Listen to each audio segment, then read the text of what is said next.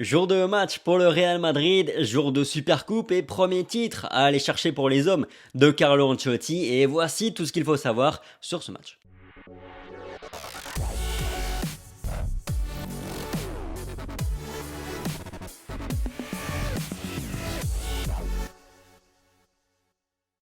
Bonjour à tous, j'espère que vous allez bien, on se retrouve pour notre revue de presse quotidienne aux allures de preview aujourd'hui avec le retour du Real Madrid. Enfin, éliminé à la une du quotidien, Marca, le roi d'Europe, cherche à conquérir le premier des 6 titres qu'il a à disputer cette saison. On va se battre pour toutes les compétitions, a assuré Carlo Ancelotti hier en conférence de presse. Il alignera le même 11 que lors de la finale à Paris. Du côté de As, super favori, le Real cherche contre Francfort sa 5e Supercoupe d'Europe. A noter aussi l'absence de Kostic du côté des Allemands.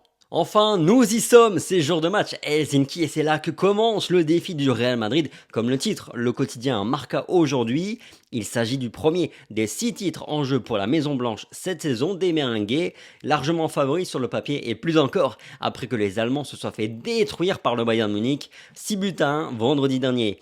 Une victoire ce soir permettrait également au Real Madrid de compter 5 Supercoupes d'Europe, ils égaleraient ainsi le FC Barcelone et l'AC Milan.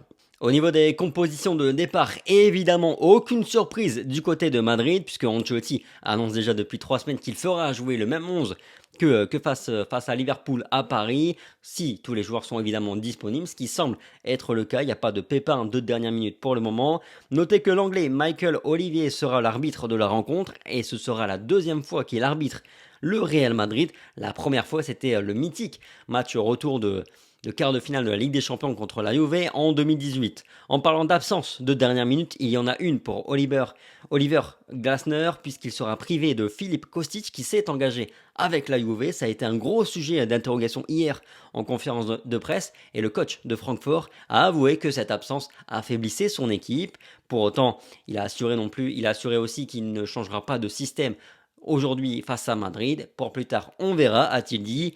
Il a aussi dit qu'il n'avait pas peur de jouer contre le Real Madrid, mais plutôt très envie. Du côté de Madrid, Carlo Ancelotti était accompagné de Luka Modric et de Karim Benzema en conférence de presse, dans une ambiance évidemment très sereine parce qu'il n'y a aucun problème à Madrid, tout va pour le mieux depuis la conquête de la 14e. Parmi les choses à retenir de ce point presse, la confirmation que le Real Madrid n'est absolument pas à la recherche d'un nouvel attaquant. On a beaucoup d'attaquants déjà, on a Benzema, Mariano, Hazard, Vinicius, Rodrigo et Asensio. Si Benzema s'enrhume, on s'adaptera. Fin de citation, Carlo Ancelotti, bien évidemment, l'Italien, qui a déclaré ça avec une petite pointe d'humour. Il paraît donc clair, en tout cas, qu'il mise encore une fois cette saison sur les 50-55 matchs de Karim Benzema. L'Italien a également expliqué pourquoi, selon lui, son effectif de cette saison est meilleur que l'an passé. Il a dit, je cite, parce que nous avons fait 2 recrutements qui ont amélioré la qualité technique et physique du groupe, rien de plus. L'alchimie entre les vétérans et les jeunes a été l'une des clés du succès de la saison passée et on peut encore progresser de par l'expérience commune de ce groupe. Rudiger et Tchouaméni ajoutent de la qualité et du physique, a déclaré Carlo Ancelotti. Aussi Karim Benzema et Luka Modric ont tous les deux expliqué un petit peu leur recette pour rester au top au fil des années. Il a aussi été demandé à Luka Modric s'il allait gérer différemment son temps de jeu cette saison, ou encore à Benzema s'il imaginait, à son arrivée à Madrid, aller si loin avec le Real Madrid. Les retranscriptions complètes sont disponibles sur real-france.fr. On bascule à présent dans les pages du quotidien AS avec une finale enfin pour Eden Hazard. Le Belge a une autre vie cette saison et c'est la première fois qu'il pourrait avoir un rôle dans une finale du Real. Il était blessé en 2019 lors de la finale de la Supercoupe d'Espagne. Il n'a pas joué une seule minute lors des 2 dernières finales du Real en Supercoupe d'Espagne une nouvelle fois et puis en Ligue des Champions bien sûr. Il sera d'ailleurs intéressant de voir s'il entre en cours de jeu ou pas. Ça pourrait nous donner des indications supplémentaires sur comment Carlo Ancelotti juge actuellement Eden Hazard et concrètement quel rôle il a envie de lui donner cette saison. Un Eden Hazard ne serait-ce qu'à 70-80% de son plein potentiel en mode super sub, ça aurait quand même franchement de la gueule. Et puis notons que dans l'esprit de Carlo Ancelotti, je dis bien dans l'esprit de Carlo Ancelotti, Eden Hazard peut couvrir les 3 postes en attaque, à gauche, à droite, mais aussi dans l'axe pour suppléer de temps en temps Karim Benzema, c'est son plan.